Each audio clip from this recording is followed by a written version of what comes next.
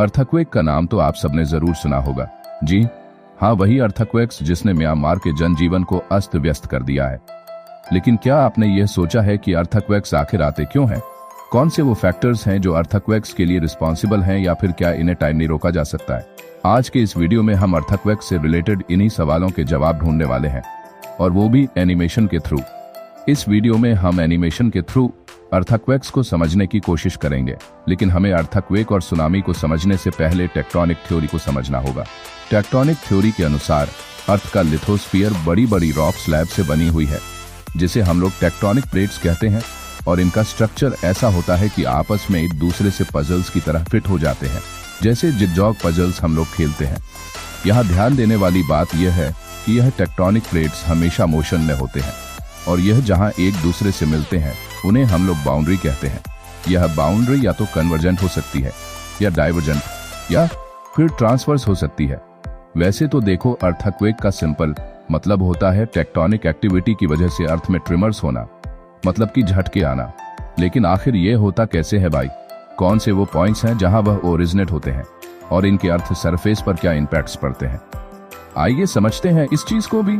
वैसे तो देखो, अर्थक्वेक के पीछे ना बहुत सारे रीजन हो सकते हैं, जिसमें कि कुछ तो मैन मेड रीजंस होते हैं, जैसे कि हम लोग बहुत बड़े बड़े लार्ज डैम्स कंस्ट्रक्ट करते हैं, हम लोग माइनिंग के लिए बहुत डीप में जाकर माइन करते हैं।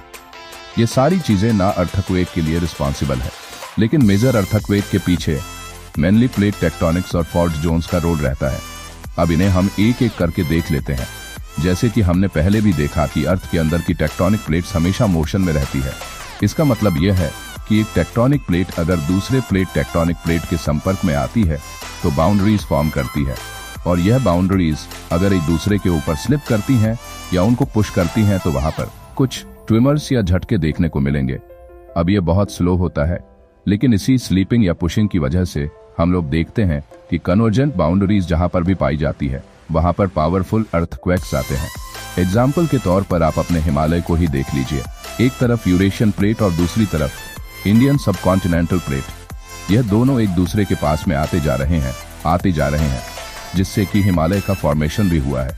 और कभी कभी इन दोनों के कन्वर्जेंट बाउंड्रीज की वजह से हम लोग को यहाँ पर नेपाल में या फिर और भी नॉर्थ रीजन्स में अर्थक्वेक देखने को मिलते हैं। एनर्जी की ऐसे ही सडन रिलीज को एक पावरफुल जोन में हम लोग अर्थक्वेक कहते हैं। इसी तरह आप समझ लीजिए, डाइवर्जेंट बाउंड्रीज का भी टेक्टोनिक मूवमेंट की वजह से अर्थक्वेक ऑब्जर्व किया गया है, लेकिन इनकी इंटेंसिटी काफी कम होती है। टेक्टोनिक मूवमेंट्स के साथ साथ फॉल्ट जोन्स भी अर्थक्वेक के लिए मेजर रोल प्ले करते हैं। इनफैक्ट वर्ल्ड की ज्यादातर शैलो अर्थक्वेक का इमीडिएट रीजन फॉल्ट में सडन रिलीज ऑफ एनर्जी ही है। लेकिन ये फॉल्ट जोन है क्या आखिर? दरअसल जियोलॉजिकल लैंग्वेज में समझें तो फॉल्ट का मतलब होता है रॉक्स के मास में एक सिग्निफिकेंट डिसकंटिन्यूटी, जिसकी वजह से रॉक मास मूवमेंट अफेक्ट होती है। अर्थ के लिथोस्फीयर में पाए जाने वाले फॉल्ट का फॉर्मेशन अर्थ के टेक्टोनिक फोर्सेस से होता है।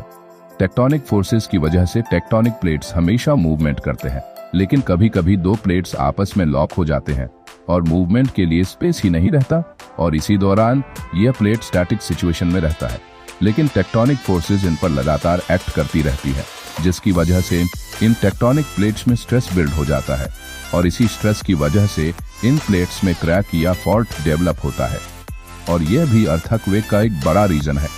अर्थ के अंदर जब यह फॉल्ट किसी एक रीजन में कंसंट्रेट हो जाते हैं तो इन्हें फॉल्ट जोन कहा जाता है, और जब टेक्टोनिक फोर्सेस की वजह से इस रीजन में किसी भी फॉल्ट से सडन एनर्जी रिलीज होती है ना, तो वो सरफेस पर अर्थक्वेक के रूप में दिखाई देती है। और यही कारण है कि फॉल्ट जोनस अर्थक्वेक प्रोन होते हैं, और यहाँ माइनर अर्थक्वेक्स एक रेगुलर इंटरवल में आते ही रहते हैं।